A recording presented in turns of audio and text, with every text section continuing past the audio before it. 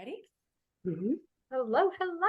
Hello, everyone. Welcome to Fierce Female Friday. We have an extremely exciting show for you this afternoon. And it's going to start with, a few updates, and then we're going to introduce our fabulous guest. We are going to do some fun rapid fire at the end, so make sure you stick around for that. And along the way, we'll drop some great resources in there for you. So while everyone's coming in, please drop your Instagram link into the chat. Let's get connected there. Again, make it super easy for people to connect with you, and just go to the Instagram page, copy and paste your URL into the chat to everyone. So all we have to do is click it. I never even knew that. Make it easy for each other.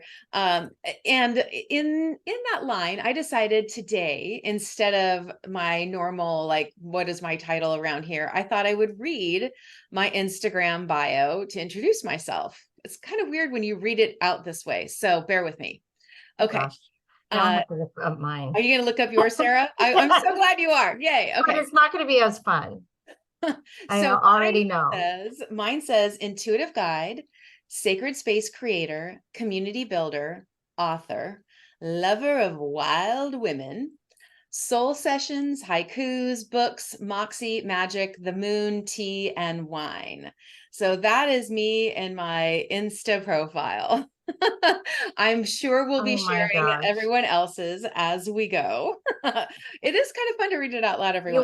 You want to hear mine just real quick? I do, yes. It says Sarah Sudachan at 100 million plus, whatever that means. It's like that's your threads. Thread.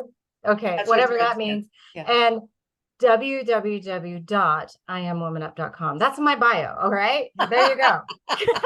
I feel like that needs a mic drop. Oh, that's too funny. That's too funny. I obviously need to give it some love. Yeah, let's connect. I would love to help you write your Instagram. Please help. Yes, you know I love that. Help myself. Yes. Yes. Okay. So one update on my side of things, or actually I have two, but the first one is about the Q4 campaign that we are hosting around here, WomanUP. When Sarah and Melanie and I kind of got together and thought, like, how do we want to wrap up this beautiful year? We had so many opportunities to be in person with everyone. How can we kind of wrap it up in a beautiful bow? And so we came up with a campaign called Share the Impact. And this is the idea with this is to share how the WomanUP community has helped you. We know you've shared your stories with each other, your wisdom, your support.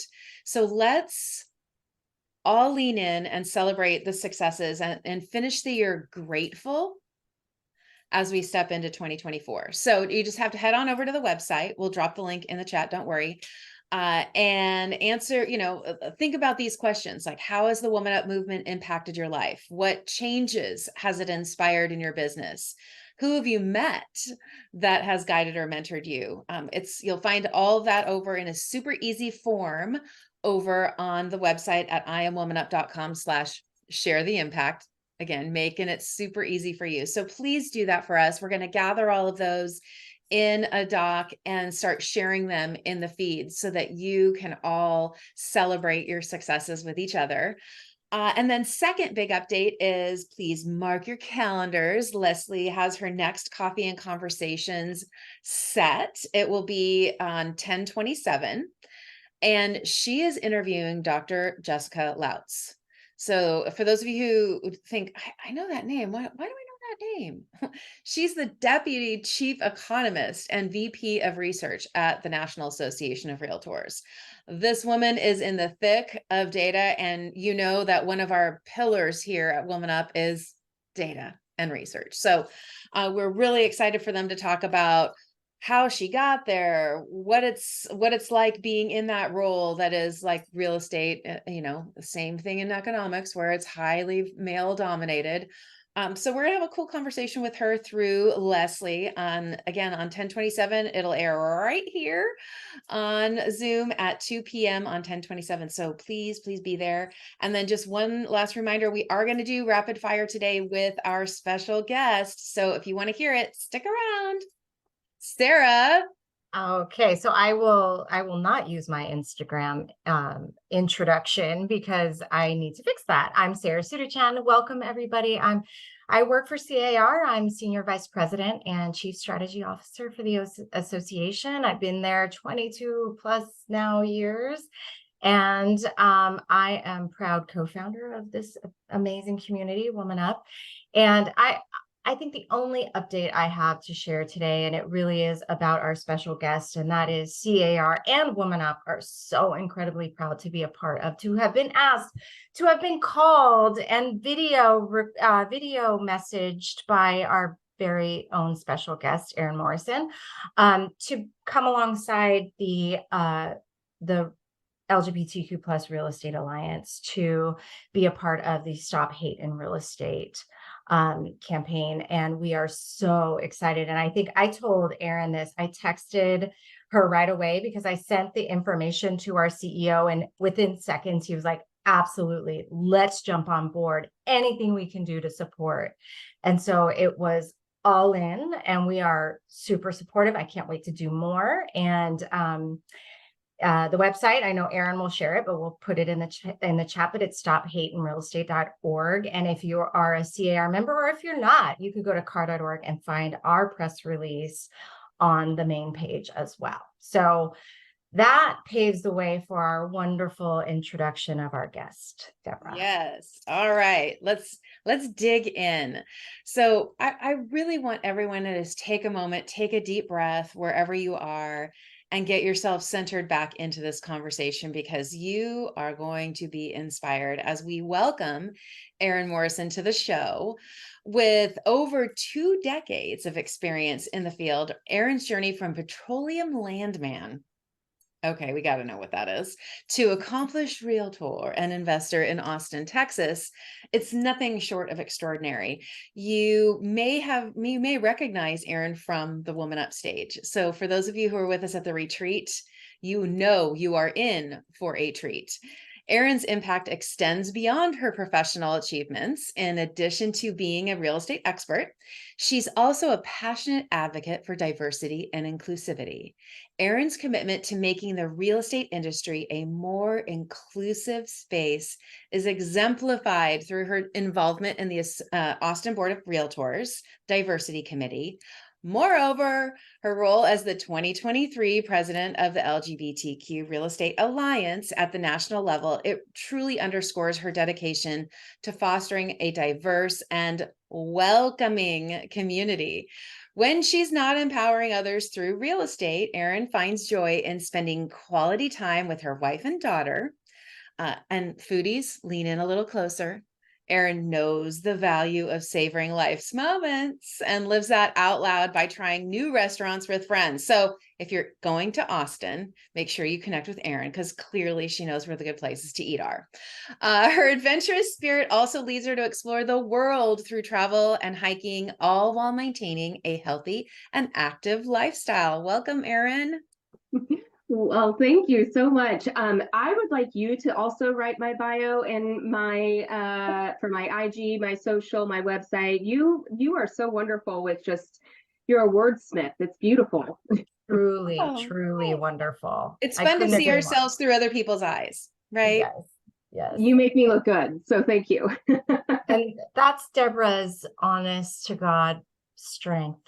When I first met Deborah, she's like, I need you to step into your greatness a little bit more. Yeah. She was like, I'm here to help you step into your greatness. That sounds very good. That's what we Yes. love about Deborah. Yes. She shines a light on all of us. I love you. I love you too. Welcome, Erin. Thank you. We got to know each other a little bit at the ARIA conference and also at the retreat in June. But your speech, your keynote was spectacular and heartfelt. And I had so many people come up to me after, because we had several conversations. What was your highlight? You were the highlight, Erin. Oh, wow. You struck a nerve inside and a fire inside our community. But for those of our community that didn't get a chance to get to know you a little bit at the retreat, we want to know your personal journey. You know, you have led just such an amazing effort at being president of the LGBTQ plus Real Estate Alliance. And what was your journey to get there? And Yeah. what's next, I guess? TBD, but we can talk about how I got here. So, the people that were the wonderful women that were there got to hear all about my upbringing, and I'd like to touch on that, and because I think it's really important for women, especially, to hear that even though you've gone through challenges, you can still succeed. And I apologize, my dogs are going a little crazy right now. So if you hear them barking or growling, I apologize. We're dog people here. So, and cat people, like all good. Wonderful. Okay, so a little bit about my upbringing. I did not have the easiest upbringing. I love my parents to death, and I have a great relationship with them, but there were some challenges. My parents had me very young, and because of that, they just did not have that financial stability. That meant that they had to work multiple jobs. That meant that also they weren't home a lot. I was a true definition of a latchkey kid, and they ended up having to chase the rent, the lowest rent. That meant that I went to 7 different schools between the ages of kindergarten and 7th grade, which meant that I was the new kid in class all the time. I've had many therapy sessions about this, but it did a number on me, right?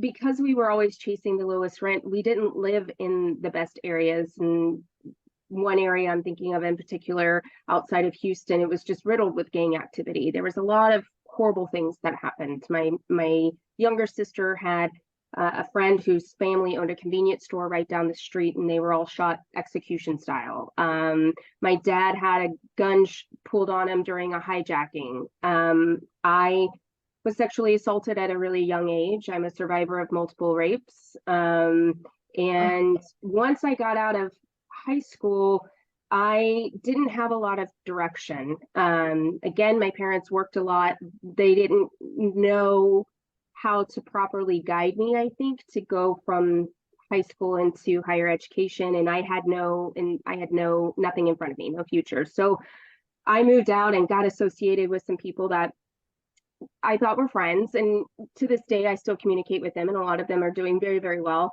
But there were no rules, and I was introduced to a lot of things. I had an issue with drug abuse for probably about 7 years. I have an ex-boyfriend that was my drug dealer that would beat me. And I have another ex-boyfriend who's currently serving a 40-year sentence for manslaughter. All of that to tell you that it was a pretty different and difficult upbringing. And never once in my life then did I ever think that I would be a successful realtor or be a leader of a nonprofit, or that was never in my mind. I did not find myself worthy, especially when I think about situations where the rape or sexual assault. When you think about that and the position that you're in, self-worth is just not on the forefront. You think you're not, like I said, you're just not worthy of having anything better, especially when you're in an abusive relationship and they tell you the same. So all that to be said, I met my now ex-husband. I call him my angel. We're still very good friends, but he got me out of the drugs in that scene, which is why I call him my angel, because my life changed tremendously from that point forward. I met him, got off drugs, kind of kicked that, and then I got an opportunity to work for an oil and gas company. I was a waitress at the time, and the manager of the offshore construction department was one of my regulars at the restaurant, and he asked me if I wanted to be a file clerk. And I was like, well, I don't have anything else better right now, and as far as what I'm going to be doing. And so I told him I would start on Monday. And it was just taking that opportunity and saying yes that completely changed the trajectory of my life. Someone had faith in me, someone saw something in me, and I leaned into that. And that was the start of my 17-year career in the petroleum industry. And you wondered what a landman is. A landman is what I like to say a mix between a paralegal meets realtor for subsurface minerals. So I was chaining title to see who owned the minerals. Then I would go and lease those people on behalf of the oil and gas company. So I had my leasing background, my negotiations background, my property law background, 17 years of that, right? And then so I did that for 17 years. And point made here is that I started off as a file clerk, and I saw how far I could go, and I did not believe in glass ceilings. Mind you, I do not have a college education, and many of the jobs with these large companies require that.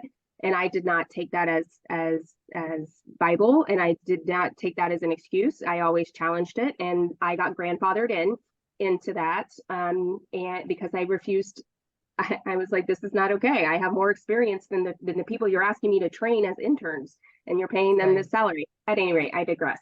So I clawed my way up the corporate ladder, and then the market started to shift with oil and gas, and we lived here in Austin, which isn't a huge oil and gas city, and I didn't know what I was going to do. I had my wife pregnant with our daughter, and I had no job, and so I had always had this calling to get into residential real estate, but I was really scared because I didn't want to go into a 100% commission job. I had been spoiled with the petroleum industry and having a really nice paycheck and bonuses and benefits, and I didn't want to necessarily leave that. But now I was put in a position where I had to figure something out.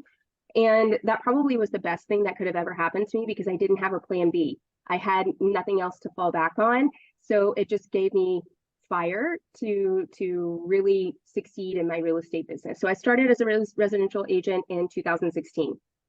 As soon as I became an agent, I wanted to find a community of agents like me, LGBTQ. And so I did a Google search, LGBTQ agent realtor in Austin. And the first person that came up was Julie Nelson, who is an amazing leader. At the time, she was with KW. Now she's with EXP. She's written a handful of books. Love her. She was my first mentor, first coach. Reached out to her, said, "Hey, I'm newly licensed. I'm looking for a tribe.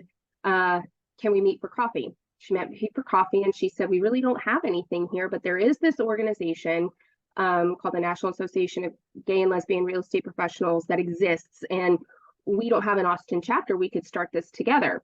I had been licensed, like 3 months. And so she and I co-chaired and started the Austin chapter of NAGLREP together. Fast forward, NAGLREP and the Alliance, we know the story behind that. And I jumped to 2020 when the Alliance was kind of getting off the ground. And Ryan Wyant, which is the CEO of the Alliance, tapped me on the shoulder, and he asked me, well, let me just rewind. He asked to have a call with me. And I was petrified because I thought that he was going to get upset with me because I wasn't able to get the Austin chapter of the Alliance off the ground. I thought this was going to be a scolding. And instead, I hopped on the Zoom with him, and he asked me if I would consider running for office with the Alliance. And I legitimately laughed in his face. I was completely taken off guard. Again, thought I was getting a scolding, and again, never thought growing up or even in my early 20s or in my 30s thinking that this was even an option for me. So for him to ask, I laughed in his face. I asked for the weekend to kind of chew on it and talk about it with my wife, and the overall what I came up with was that, again, if someone saw something in me, and at the time that was Ryan and the officers and the board, they identified me, they saw something in me, I'm going to lean into that and their faith. Even if I don't have faith in myself, even if I question myself, I'm going to lean into what they see in me. And then also, if the universe is presenting me with an opportunity, I'm going to take it. So that's my path into 100%. leadership, and that's my path into how I got in and so involved with the Alliance. Well, Erin, I just want to take a moment to really, truly grateful for your honesty and vulnerability, and me too, right? Like me too. Absolutely. So thank you for sharing that. And we've come back to the start of this conversation that, you know, what others can pour into us. Absolutely. And the beauty of real estate, that you can start from scratch, knowing nothing, and become the president of an amazing organization. So I just want to honor that 100%. 100%. It was not until I got into this industry where I was really able to be my true and authentic self and to celebrate that and be loud about it, right? And unapologetic. In my past job, it was not something that you talked about, but this industry allows us that. And I'm so grateful that I ended up in this space. And we are too. Yeah. Yes, I echo Sarah's gratitude for you sharing your heart. I think we all, those of us who are blessed to be at the retreat, received that, you living that out loud and really giving incredible calls to action. And so what I would love to spend a little time doing today is talking about the primary goals and objectives of the Alliance, because we kind of hear, I think we all have an idea of who's part of it, but who else is part of it? Like who can be part of it? What are those goals and objectives, and how do you specifically, but also, you know, like how does that community work towards achieving those goals? Yeah. So I would say that let's just look at the vision for the Alliance, and the vision statement is simple. We want a world free of housing discrimination, period, for all, end stop. And when you ask who can join into the organization and who can help with these goals and objectives, anybody can, anybody. I am proud to say that over 26% of our membership are allies, which is more than our lesbian, bisexual, and queer categories combined. So we are so proud and so happy and so grateful for our allies that come into our organization to share our vision to end discrimination in our industry, right? So. Well, I think that, I mean, that's incredibly clarifying, right? Because I think that when we first kind of shared about it, it can be like your first thought could be, oh, I have to be part of that community to be part of it. And it's about that community, when I really love that it's about housing equality. Right. Absolutely.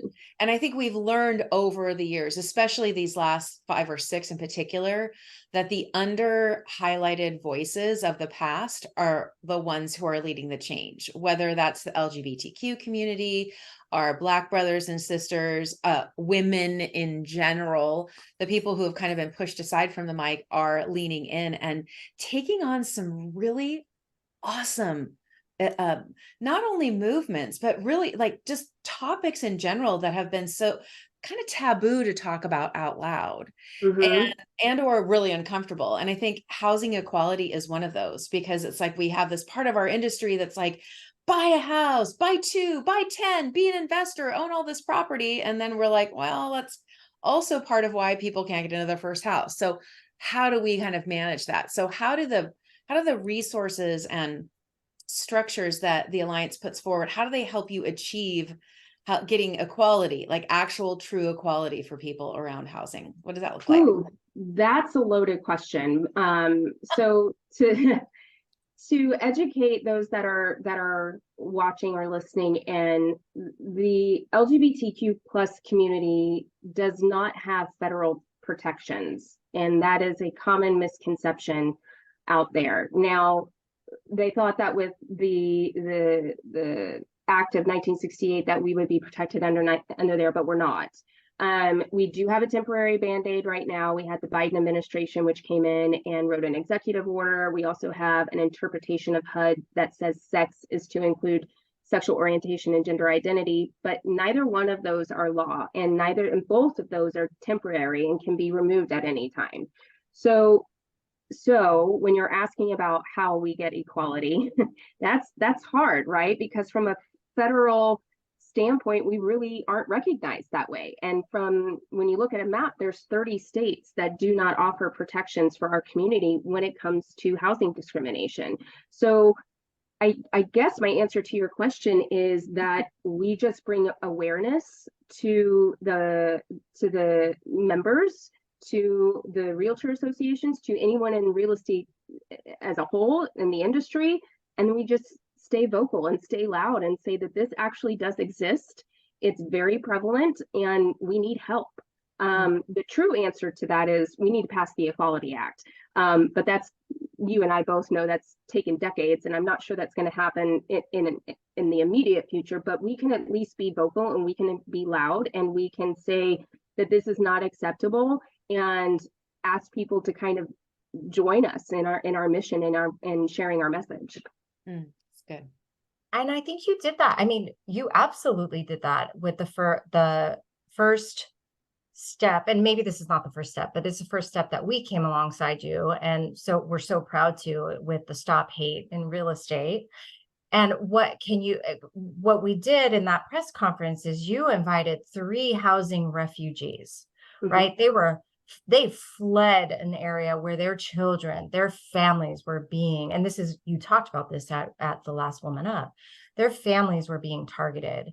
And so can you talk a little bit more about the Stop Hate in Real Estate? Because that's really the action that you're taking, one really big piece of action you're taking as an organization. But talk about that and maybe any others that I may be missing because I just don't know.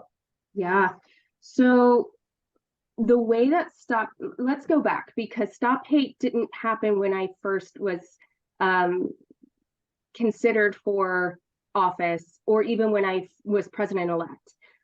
Ryan asked me what I wanted my platform to be, right? And I told him, and I'm going to be very transparent, I told him, I said, we have to address RPAC. We have to figure this out.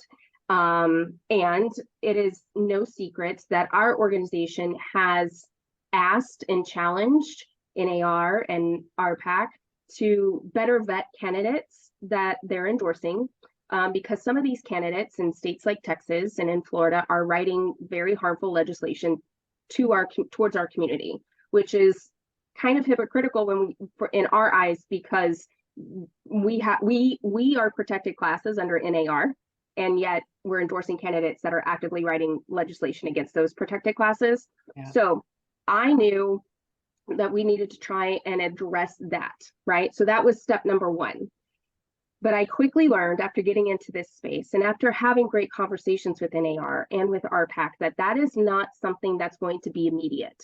It is a big, massive ship that's going to have a change in course, and there needs to be further conversation. Very happy with the relationship that we have with NAR. Very, very pleased with that. But our community doesn't have the luxury of time, especially this year.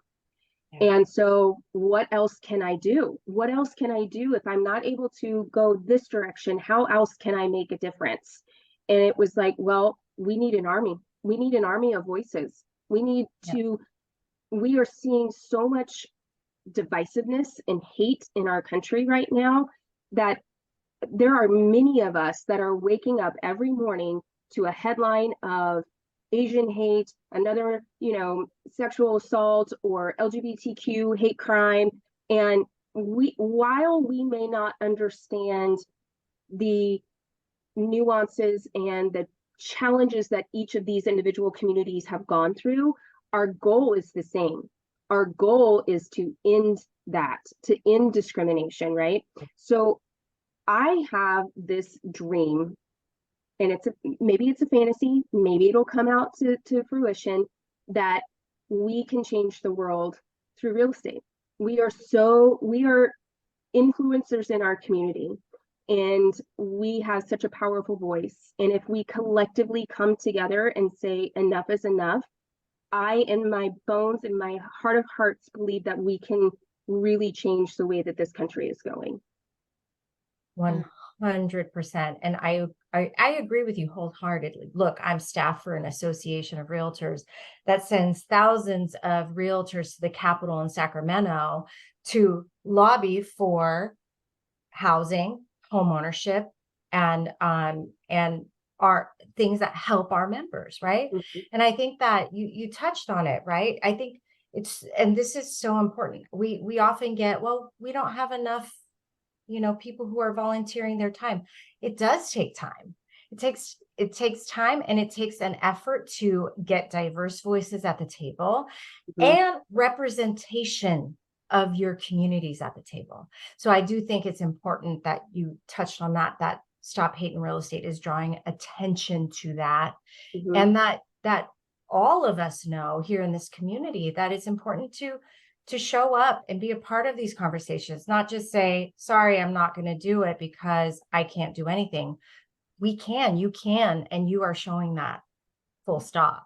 1000%. And I want to also highlight that, even though our organization is vocal about NAR and the PAC and everything, we are not anti-PAC. What we are is anti-discrimination, and we're anti-hate. And so what we do is, at least under my term, I encouraged my members that if they felt comfortable, or in states where they felt comfortable to invest in the PAC, have that seat at the table, to share our voice, to share our message, to have that diversity, right, and that representation. So I want to just make that very, very clear. Yeah.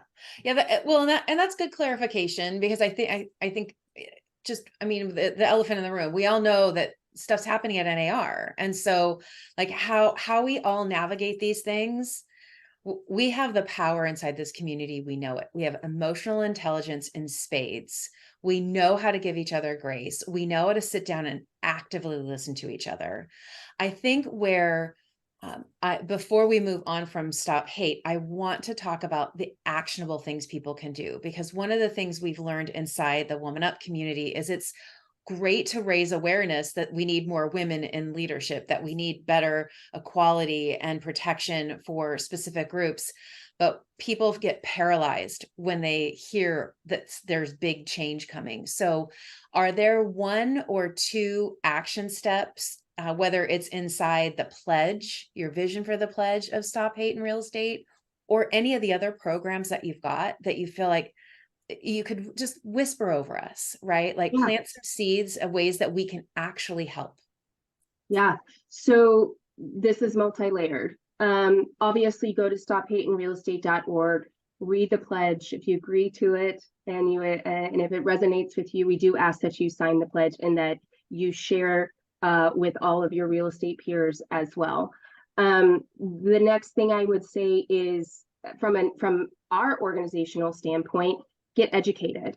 Our organization has a certified ally program, which we've certified over, I want to say, 3,200 people since its launch. Our amazing director of education, Alex Cruz, this is his brainchild. He put in loving hours putting this together, and it's been so well received, to the point where 2/3 of the NAR staff is now certified. So that is, I would say, sign the pledge and start getting educated, not just from an alliance standpoint, but go to WomanUP, go to REAP, go to NAREP, and see what kind of educational opportunities they may have as well. So let's talk about like what to do if you see some discrimination, right? We have all seen it on social media. What do you do? Well, I think a lot of that is rooted in unconscious bias. We all have it. Mhm. And I think if we're in the right mindset, because it can get tiring, right? I'm going to raise my hand and say that I do this too. You don't always want to be on, but if you can look at it as an educational opportunity. So if I see something on Facebook and I feel like it's safe for me to say something, I will try and make it an educational opportunity and see if that's well received. Obviously, you want to feel it out and see where that is going to take you, and if that's going to be well received or not. If someone sees something and that's not the best path, again, go to the different organizations and see if you can get some assistance from there. Come to the Alliance. We can help you identify and file an Article 10 complaint, right? Same with, I would say, go to ARIA if you start noticing something in that space. So go to those different organizations and see what kind of resources they have available for you. Go through the appropriate channels with your association and with your brokerage. And then from a consumer side of things, you can lean on HUD and you can lean on the Fair Housing Alliance, and we can help you with that. Awesome. Right. In California, we have a specific resource if somebody feels that they're being discriminated against in lending or even with their realtor, they can call the DFEH, which is now the Civil Rights Department and at the state government, but they can also call CAR. We have a transaction rescue that's on my team that we are there. If you have any inkling that your client was being discriminated against, we want to take it to the highest level possible. So there are resources also, I would say, at your local and state associations. And there, I think the beauty in the Alliance is that you are so well connected. You show up at every single one of not only your state association, NAR, you show up at the NAREP, ARIA, will be in ARIA a couple of weeks, like you just show up, you're so interconnected and there's so much overlap. That's beautiful. And I just want to honor that, first of all. And second of all, I want to say, if I may, like proudly, we're a sponsor of the Alliance, and our staff is being offered an opportunity to take the Ally certification in the coming weeks. We still have to schedule it. And we're also offering it to our members. Yeah, so we're really proud of that partnership. That's phenomenal. I love hearing that. And to let everybody else know too, Alex travels across the country, so you can take it online. Our Ally certification course, you can take it online, but you can also ask Alex to come to your brokerage, to come to your market center, to come to your association and give this course. And in some states, this is CE. So I love hearing that. And I want to touch back on the fact that, you see the Alliance representatives at all of the conferences, and that is because we truly believe that our community, the LGBTQ plus community, is a mirror of the rest of society. We have every culture, every race, every sex, shape, size, color in our community. We just threw a little bit of glitter in there. So we want to make sure that our members feel welcomed and, kind of go and talk to those different organizations and say, hey, we're here. If you have any of your members that are coming to you, we have resources that can help. So if somebody were interested in becoming a member, becoming an ally, or they're part of the LGBTQ plus community, what would be your suggestion on the first step?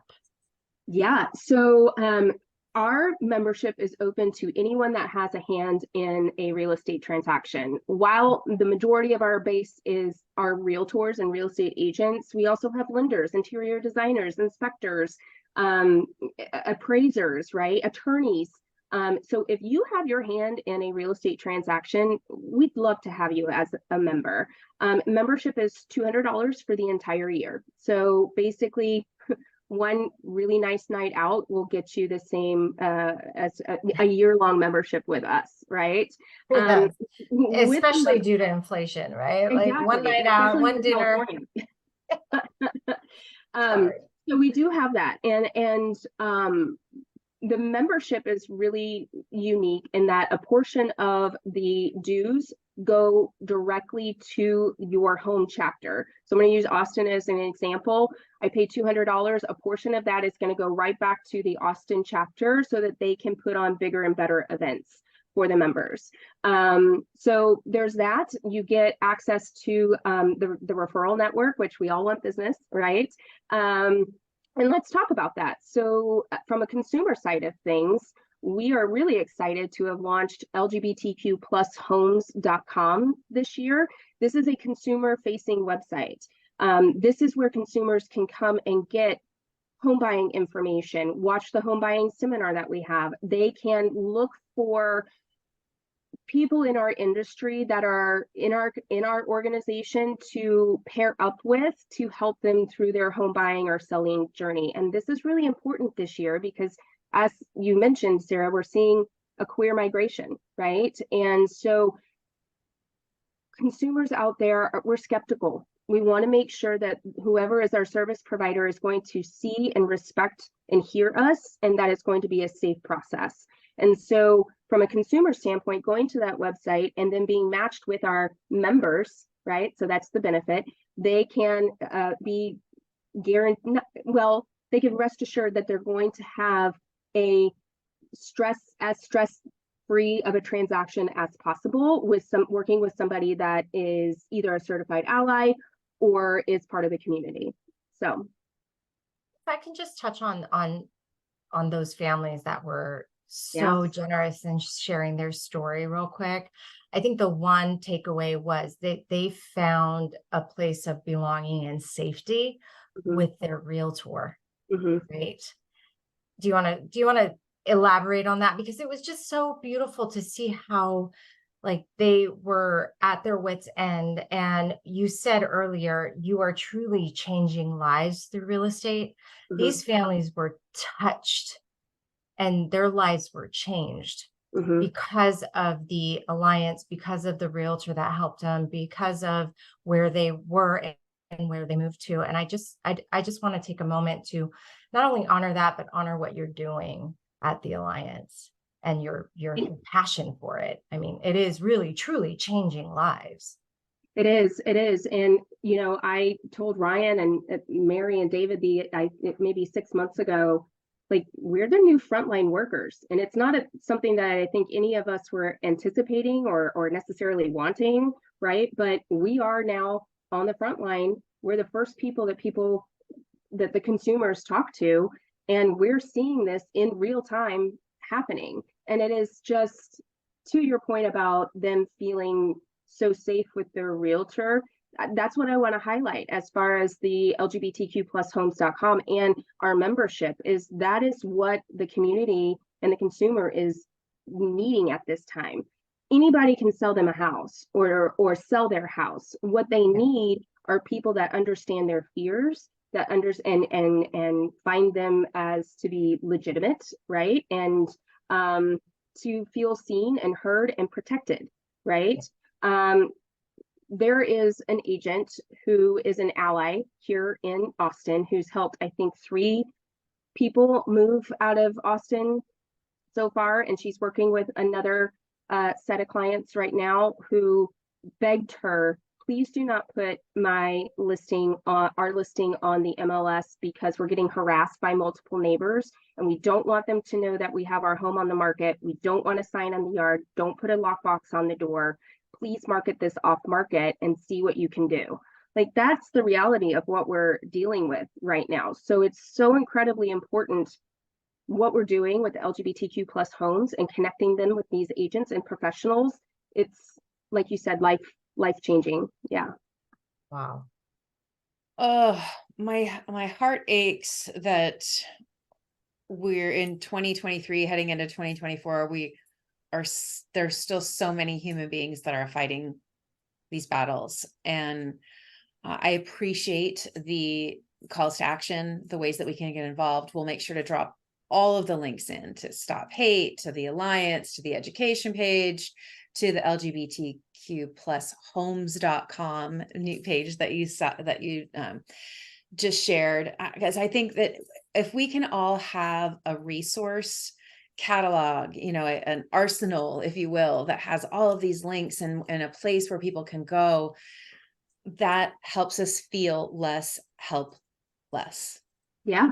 Right. And so before we head into rapid fire and kind of learn some other types of things about you, Erin, Okay. we love to share things like books and podcasts, e-courses, the things that have really challenged you, that you love and recommend to other people in the industry. What do you have? What's on your list of things to consume? Yeah. So I really love this question. So let me tell you a secret, and Deborah and Sarah know this from my speaking in Oceanside, but I have a tremendous fear of public speaking, and I have to basically put on a persona. when I get up there. And this was a suggestion from our head of PR and communications, David Strode. And he was like, who can you think of that is someone that you want to embody when you're on stage? Now, the people close to me know that I am a major Bravo holic, like major. So the person that I think of is when I get on stage is Tracy Tudor from $1 Million Listing. And she has a don't take no shit, won't be no shit attitude. She demands respect. Her favorite 4-letter word starts with an F, and that's mine as well. And she is just oozes confidence, right? And so the book that I love is from her, and it's fear is just another 4-letter word. And it really taps into my imposter syndrome, into my fear of public speaking. And it also kind of lets me channel into her a little bit more. So that's kind of who I would recommend, and the book I would recommend. I love Oh my goodness. I was thinking So like good. you kind of channel a little of the Mel Robbins too, where it's Ooh. like, yeah, maybe a little bit of both of them. I love that. I think, it is sometimes we do have to help our mind see our greatness. Yeah. Right. Because our thoughts are not us, because we hear them. It's such a weird thing when you start to kind of go down that rabbit hole of like, well, why do I have that negative thought about myself? Mm-hmm. If we knew that, we'd all be billionaires, right? If we could figure out how to tone down that inner critic. So I appreciate that. I actually have a life hack for that. Okay. Because I go down a rabbit hole like maybe once a week. I don't know. It seems like once a week lately. But I have a Google Doc of all of my accomplishments. And I go back and remind myself of who I am, because the negative thoughts they just take over everything. They do. So I just have a list. You could put it in a notes page. You could put it somewhere, but just have a list, write it down. So good. Yeah. It helps me. I actually reset very similar, Sarah, is that I look at the challenges that I've overcome in my life. And I'm like, if I was able to overcome that, I can overcome this. Like I'm resilient. I'm resourceful. I am a badass. Like I can make you it are. happen. You don't have to whisper it. Well, I didn't know if you can cuss. Yeah, you're good. You're good. We'll just make this explicit on the podcast. Well, there you go. Everyone will be curious why it is. I think it is powerful to know yourself. Mm-hmm. To know yourself. And so we have a lot of ways to get connected with Erin. So we'll make sure to drop those in there. And as we head into our behind the scenes, off the record goodness, I want to call to action for all of you to be, let's honor Erin's journey by speaking into someone in the next week. How can you be, who is that person that you can be that light for, that will help you see them in a way that they cannot see themselves, be a mirror for someone. Let's all collectively agree to do that and send Erin blessings as we're doing it, because we know that energy and lifting it up is going to do a whole lot of good for our planet and our initiatives. So let's do that. I'd love to see you say, oh yeah, hell yeah, absolutely. Drop a comment in the chat so that we can see who is going to speak life into someone in honor of Erin. Okay, so let's see. Let's get into rapid fire. Ready? Road. Rapid fire. Are you ready? Let's do it. Okay. Awesome. All right. You may have said this, but I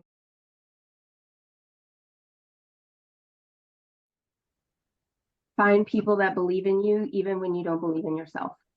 They're out there. Yes. Just be sure to find them. Yeah. Beautiful. I love that. Well, thank you so much for joining us, Erin. Thank you for all the work that you have done and you will continue to do. WomanUP community, Sarah and I promise that we will get you more information about Stop Hating Real Estate, how you can get involved, how you can lean in, what CAR is doing, what we will be doing as a community here. You know how we are. We are a dog with a sock. When we find something we're passionate about, we do not let it go. So You will definitely be hearing about it. If it planted a seed of curiosity inside you, don't wait for someone to ask you about it. Reach out and ask. Connect with Erin. Her contact information will be in the chat and in the podcast and blog show notes.